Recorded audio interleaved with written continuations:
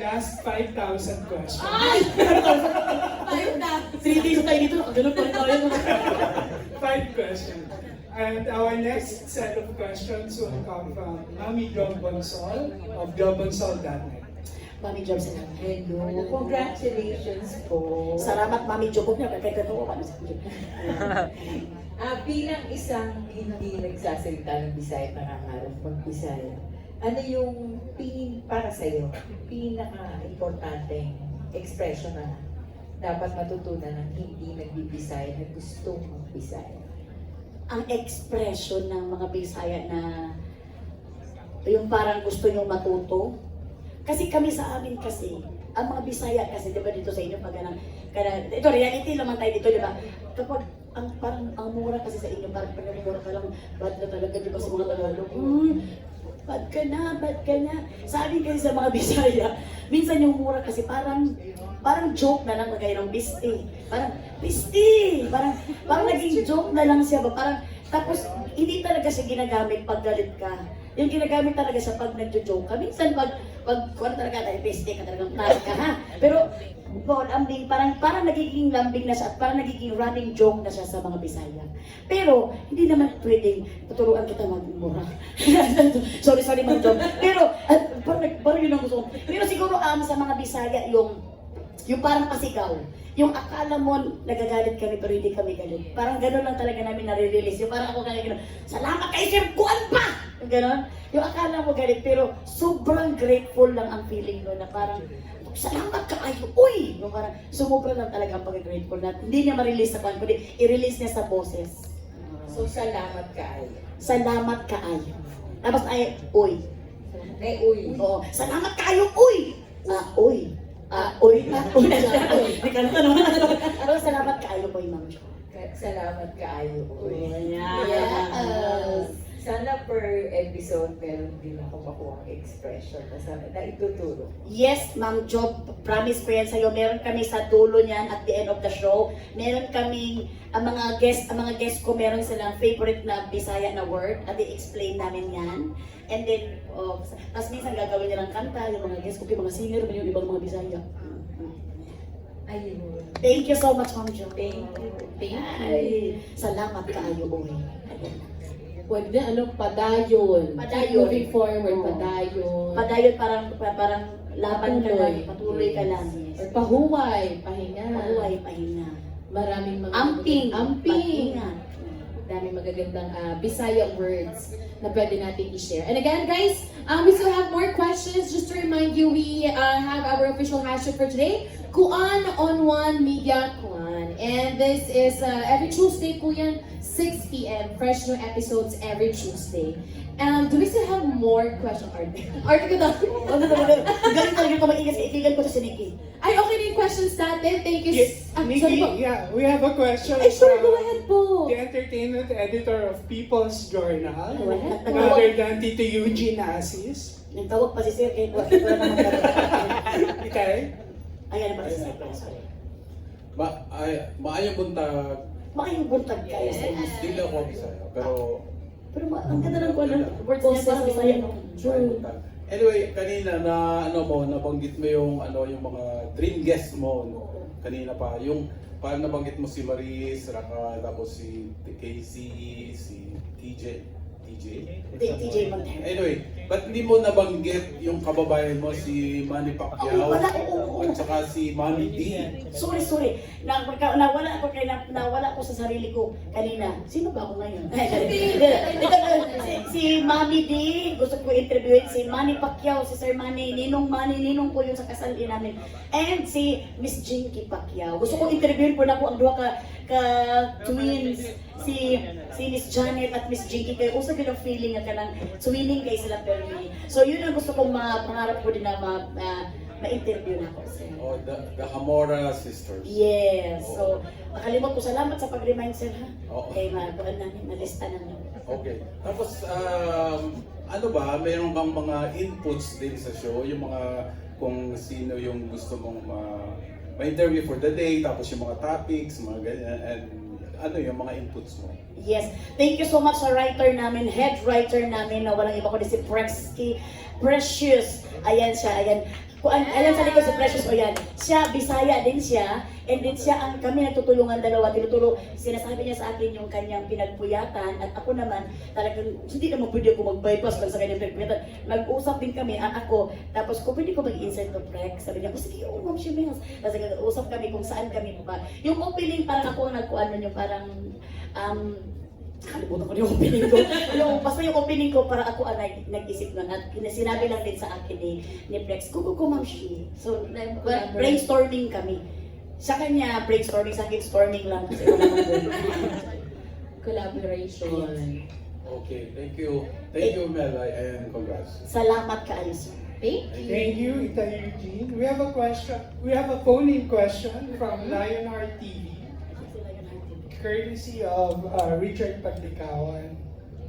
Yan. And Melay, ang question niya is, as a Bisaya, gaano ka-importante ang magkaroon ng talk show like this? Also, syempre, ibang lengguwahe. Maliban doon, ano ang pagkakaiba ng iyong show sa regular talk shows na pinapanood na nakasanayan namin sa iyo? Okay. Gaano ka-importante sa akin itong pagkaroon ng show? Siyempre, super importante. Kay trabaho man ito. Kahit anong trabaho na ibigay mo sa akin, talagang tatrabahuin ko sa ngalan ng aking pamilya. At talagang super importante siya kasi ito yung magiging bread and butter mo para may mabuhay ka sa pamilya mo. Kahit naman talk show, kahit drama kung ano ibigay, basta super importante talaga siya. And yung second question is, gaano kamahal ang gasolina? Wala na akong alam sa gasolina. Ano ang pinagkaiba nito sa iyong regular talk show? Ang pinagkaiba nito, una-una pa lang is, siyempre ang lingwahe, Bisaya na. Pero kasi itong aking magandang buhay is, meron kaming tatlong different kinds of momshi na talagang perspective na mag-uusap sa ganito na topic. Ito naman, talagang siyempre isa lang utak nito. Kalokohan bang utak nito? Hindi yung, parang ako, parang i-manage ko lang kung paano ang lalabas yung naturality, yung ating celebrity na Bisaya, kung paano niya malalabas at ang tawag niya yung meron siyang ma-express at yung parang meron siyang parang nakaraan niya na mababalik niya ang kanyang nakaraan. Uy, ganito ang nangyari noon. Yung maghahalukay kumbaga. Maghahalukay. Di ba ang sarap i-reminisce yung past? Lalo na yung Yes. pagkasama mo kapwa mo Bisaya or parang yung alam mo lang din. So, yun ang pinaka-gusto namin makita dito sa celebrity na ito. After that, kung tapos na naubos na namin Bisaya na celebrity, pwede rin tayong pumunta sa ating mga Bisaya at heart. And then pwede rin tayo sa mga, yung mga Bisaya na mga Influencers, yes. Influencer. Kasama na si Nikki. Ala, Yes. Very well said. Wow. We have a question from the entertainment editor of Bulgar, na Ayan na. Janice Navida. Hi, Melay. Hello. I'm happy for you. May bago kang show. Salamat, At Miss. pinahappy mo na rin kami sa mga sagot mo pa lang kanina. Salamat, Miss Janice. Pero parang seryoso ka bigla, Melay. Huwag ka matakot. Hindi kasi pag Bulgar talagang mabubulgar ka rin. Hindi ka matakot talagang. Serious. Serious talaga to. Pero magpa-sweet lang yung questions ko, Melay. Kasi naitanong na yung mga intriguing yun. Tsaka meron namang one-on-one, charot. Pero ito muna, sa mga na-interview mo na mga Bisayang artista natin, sino yung pinakatumatak sa'yo at yung talagang gustong-gusto mong kausap? Siyempre, una na dyan, si Kim Chu, ang aking miga talaga. Si miga ko ba na, miga na gwapa, grabe talaga. Kasi may sinabi talaga siya dun eh. Na Ay, may inamin Bisaya. si Kim? Hindi ko sasabihin. Intriguing, no? Wala siyang inamin. Tinanong ko lang siya, pero apakaganda ng sagot niya doon. Doon sa question na yun na talagang masasabi ka na napapalakpak ko lang po kahit walang show na naganap, kahit walang performance na naganap, napapalakpak ako dun sa sagot niya na grabe talaga, a very humble heart talaga si Miga ko. So, abangan nyo kasi siya ang first episode, sa sagot niya doon about sa kuan. Tuesday, 6 p.m. So hindi mo pwedeng i-share kahit yung question. Hindi ko pwedeng i-share question kay kanang ayoko namang magamit ko si Miga ko sa aking kuan dito sa aking promotion kay love na love ko man si Miga ko, pero abangan nyo lang kay marami kayong matutunan sa kanya and pinaka-the best yung sagot nga niya doon na na-amaze ako sa kanya kasi ayun niyang super talaga kong happy kay Miga kasi alam ko talaga na meron talaga siyang good heart. Meron talaga siyang good heart. And pangalawa na grabe mamatay o katawa no kanino kay Maymay. Grabe, talagang pinag-usapan. Ewan ko lang kung ma-air yung pinag-usapan namin. Eh parang hindi siya pang may at pang melay. So ba talagang, ewan ko lang, makatawa talaga kayo. So sana ma-air yun kasi sa mga Bisaya naman, hindi naman kami sensitive eh. Pero pag ma-air yun talagang, ewan ko na talaga. Talagang wasak talaga siguro ang bakbak ng mga Bisaya kasi nakatawa. Yun kaya may kami tawa. At siyempre kay Kuon, JM, at kay Mariel. Kasi kumanta sila ng Bisaya. Kay JM at kay Mariel kasi, nanay ako kunwari ni Mariel. Tapos naligaw si JM, tapos ginawa namin kanta. Unsa, gano'n, parang musical. Nag-musical kami. Parang sa asa pa ulit? Burn up? Ay, prompto. Sorry tayo. Impromptu. Parang impromptu. Hindi kami. So, parang impromptu siya. And then, kay Bini Aya naman at kay Bini Kulit, na, di ba sa Bini talaga, tahimik lang sila, mahiwagan sa namin. Doon, grabing daldal ng mga bibigoy. Tinilay, kapag-kapag-kapag-kapag-kapag-kapag, gano'n. Bisaya kayo. So, yan ang abangan nyo talaga sila. Natuwa ako sa kanila. Pero Mele, parang dream ko rin para sa iyo na ma-interview si Tita Annabel Rama. Yes, isa din pala si Miss Annabel, si Ma'am Annabel Rama, kay isa ba yan sa mga Bisaya natin na, Mansa naman na day. So kung may interview mo si Tita ano yung mga sa tingin mo gusto mong itanong sa kanya? Siyempre, itanong ko sa kanya kung, kamusta naman ang puso niya. Kasi Siya ba? hindi kamusta ang puso niya. Kaya siyempre, bilang may asawa ba yan na kuan, di ba? Na mga gwapo, kung kamusta paano kayo nilalaban ng mga pagsubok sa may mga asawa. So, hindi tayo pwede magtanong ng mga kuya na mukhang madamay pa rin tayo sa mga tanong-tanong. Kaya baka mapapagalitan tayo. Ma'am Annabel, ano dahil? So, okay na ako. Tanongin ko na kasi. Ibig niya. Okay. So, sino na, kanina namang mga celebrity ka na i-starstruck na gusto mo sanang may interview, pero medyo, natatakot ka, gano'n. At ito nga medyo nahiyan ako kay Ellen Adarna. Pero kasi kapag Bisaya ka kasi, hindi ka kasi matatakot. Kasi parang may something kami mga Bisaya ba na common ground ba na parang hindi kami mahiya sa isa't isa. Pag magsabi na kami ng, Day, parang pumasok na kami sa isang cubicle, gano'n na kami. So, siguro unang pag ganyan, pero pag mag-Bisaya namin, di na talaga kami mahihiya. So, ang una ko talaga si Ellen Adarna kay gusto ko talaga yung pagka-Bisaya niya ba, yung talagang ambot, ang sobrang ganda kasi, di ba? Tapos, ambot lang dahil, hindi nagkikuha na niya dahil. Anak pa, so gusto ko si Ellen na parang medyo, hindi ko alam kung kuhan ko, pero kasi medyo papunta pa ba yun. Ewan ko na lang dahil, pero pag Bisaya, hindi ka na matakot dyan. Mele, alam mo, pag pinapanood ka namin, parang sobrang full of energy ka, no? Pero pag sa bahay ba, ganyan ka rin? Like si Iba Jason ba, na to-tolerate yung kadaldalan mo? Iba ako sa bahay. Talagang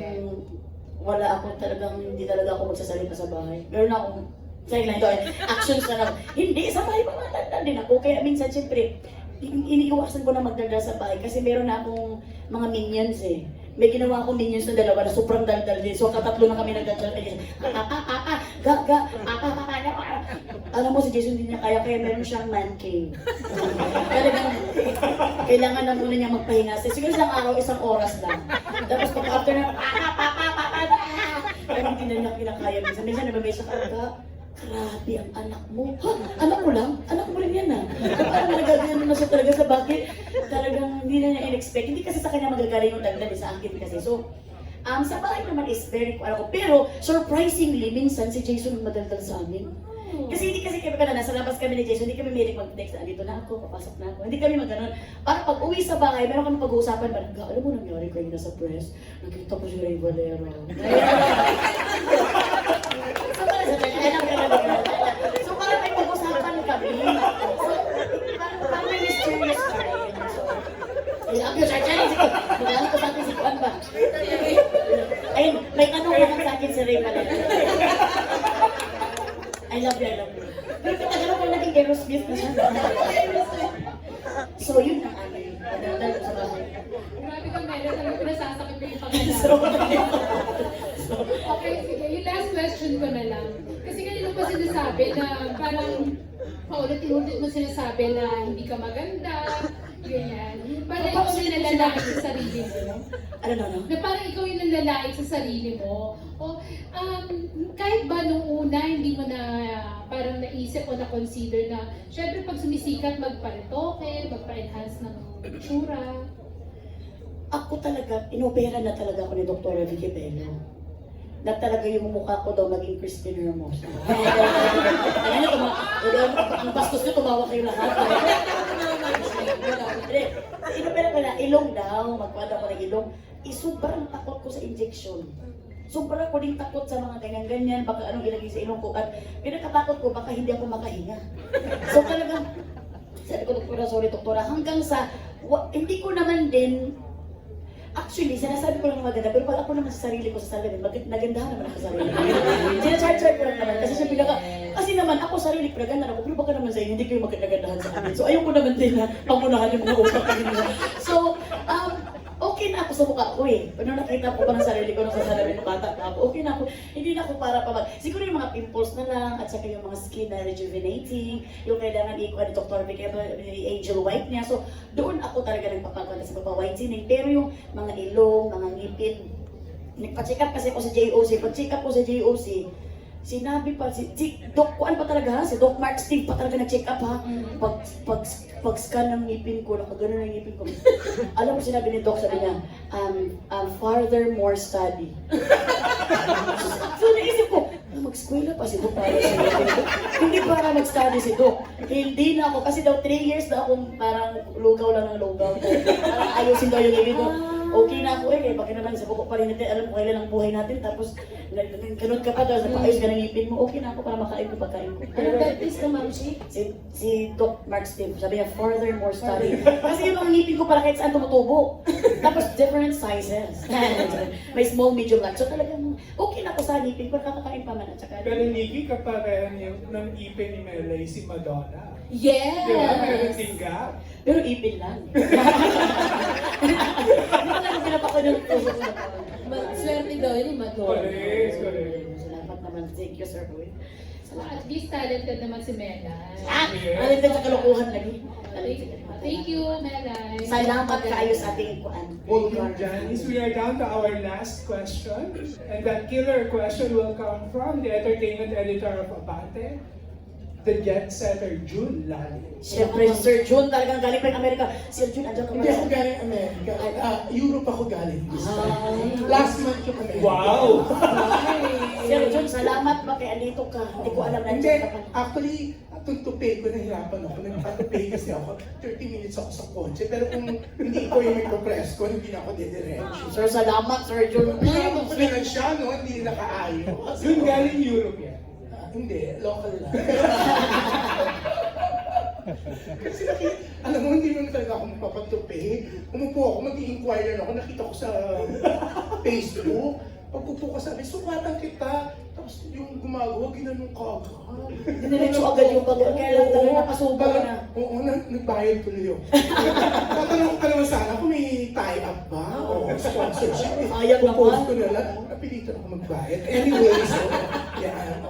Kaya pala Baka magawa kita ng eksena. Wala ko na problema. Sir, sa'yo na. Nalungkot ako eh. Binanggit mo si Dr. Steve Martin. Eh, kukwento ko pa lang sana na panood ko na sobrang tuwa-tuwa ako. Kunento mo na yan eh. Oo.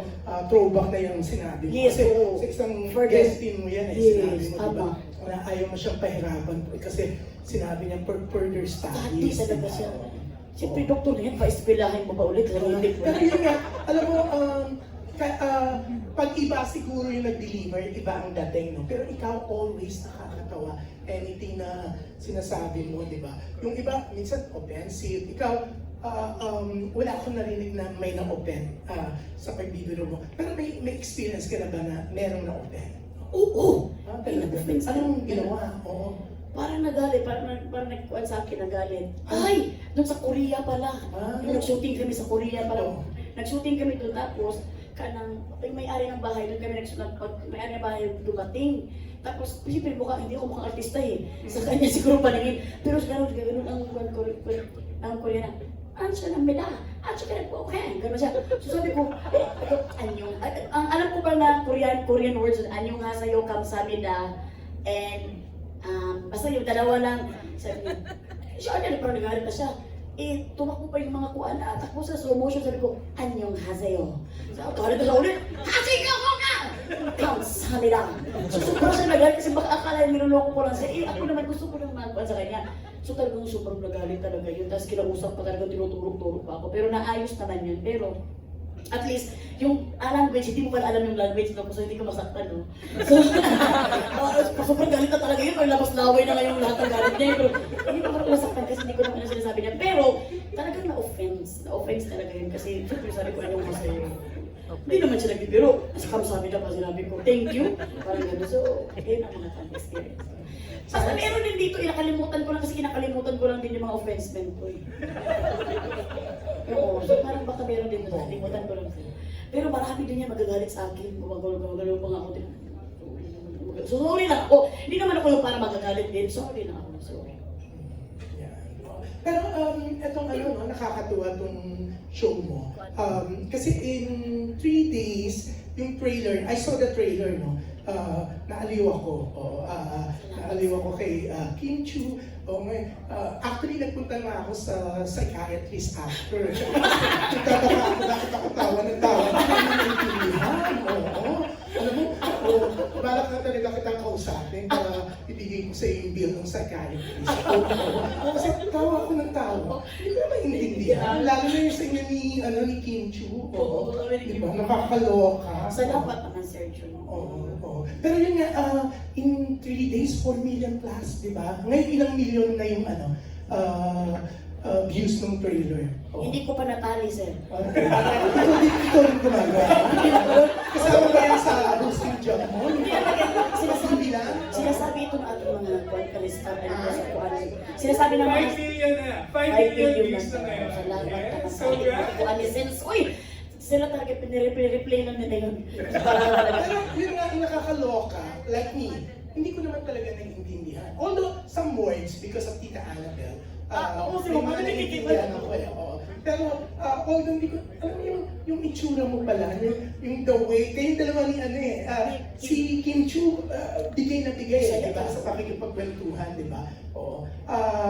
Yun nga, although hindi namin naiintindihan, ibang klase, di ba? Feeling ko, kahit yung mga hindi malorong ng Bisaya, they're gonna watch para lang maaliw, matawa, kumbaga makalimutan kahit sandali yung mga problema nila pag Tuesday.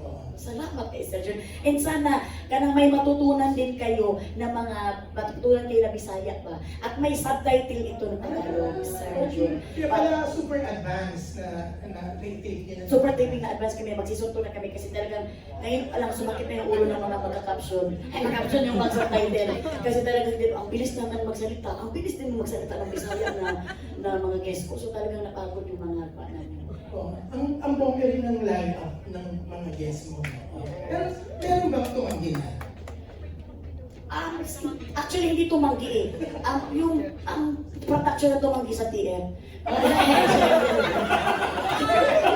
Hindi, wala tumanggi. Wala tumanggi sir. Ito naka-line up talaga sir. Ito nag-start talaga ito. Niloko ko lang kung gumagal ito.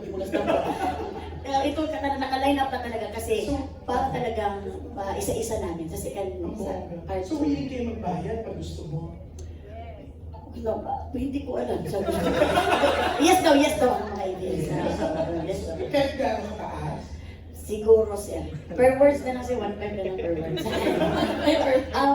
Kahit sa Tagalog ang kataas, basta na ba Bisaya matuwa ang mga tao. Ang bongga. Sila ang bongga siya. Okay na kami doon sa mga pinsan ko na lang. 1.5 na lang. Pero nakita ko rin, no? Yung video kung saan kinakusap ka na ni Mr. Direk Lauren, yung talagang wala kang idea or hindi drama lang yan na parang nagulat ka na it's about time na magkaroon ka na ng sariling talk show. Yung sinabihan ka nila. Wala kang idea. Talaga ko ideas yun. Lagi na lang. Kasi si Direk Lauren kasi kilala niya ako na reality show talaga ako. Kaya gano'n niya ako eh.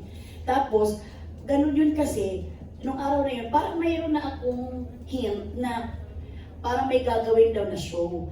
Pero hindi ko alam kung ano, baka ko kung ano to na show, mga action show, ganun, ano yung, parang para bang extra challenge. So, makasa ka ng may show talaga, pero hindi mo alam. Oo, kaya sinabi mo nila sa akin na may show na tawag yan, i-propose, i-page. So ngayon, akala ko, baka extra challenge to kasi hindi naman pwede mag-hosting kayo, may magandang buhay, may mga mamsi ako. Hindi pwede.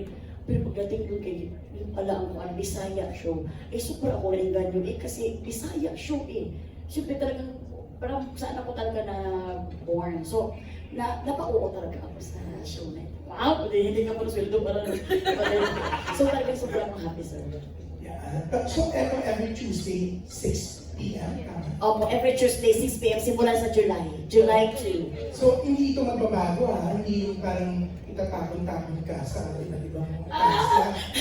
Kasi may bigyan mo kayong show. Oh, hindi ito magbabago sir. Kasi ito ay papalabas sa I Want TFC at sa YouTube channel ng ABS-CBN. Pero pangarap ko rin na magkaroon ito ng free TV airing. Pangarap ko naman talaga sir kung saan ilagay. Sobrang pangarap kayo. Sana naman ma-appreciate. Pero kung hindi naman makatulong sa rating ng ating free TV, di okay na kami dito basta may sweldo. Wala kami problema basta wala sa ating Paano ba, kunyari, sinabi sa Direk Lauren na, we're giving you a talk show, but don't expect talenting. Direct parang isang kalokohan to. Inaanak ni Direk Lauren ang anak ko na si Nela. So, hindi naman yan magagawa ni Direk. Siguro 1-3 lang. Okay lang. From 1-5 to 1-3. Kasi di-discount sila eh. May tumanda discount. Hindi pa magkakaroon to ng subtitle ng Korean o sa gamit ng fans sa Korean. Or bakit tayo sa Korean? Hindi ko pa alam kasi yung nagalit sa akin sa Korea baka ayaw niya magkasabay. Kaya so yun siya, ang dami mong fans to. Nagmahiyak ba tayo dyan, Sir Jun? Pero, pang lang to, talaga, pang Pilipinas lang ito na kuan. Pero kung gusto nila, di ba pa siya, kaya magalit na yung nag-serve sa'yo, sir, na waiter. Parang galit sa'yo. Hindi naman yung ako pinagsimplihan. Mamaya pa siguro siya mag-serve sa'yo. So, Tagalog talaga ang subtitle nila. Kita timing. Okay. Pero yun, Mele, congratulations. Ako, I really like you. You know that, di ba? Yes, Sir Jun, sobrang bait talaga. Sobrang Kalalapos mo pa lang sa bahay ni Kuya. I really like you kasi lagi mo sinasabi dati na pinapanood mo kami. Yes, pinapanood ko sila na si Alonzo. Grabe. And in fairness to you, since then, hindi ka nagbago. Never ka naging plastic, naging basta napakatotoo mo, hindi ka tulad na itong candle na to.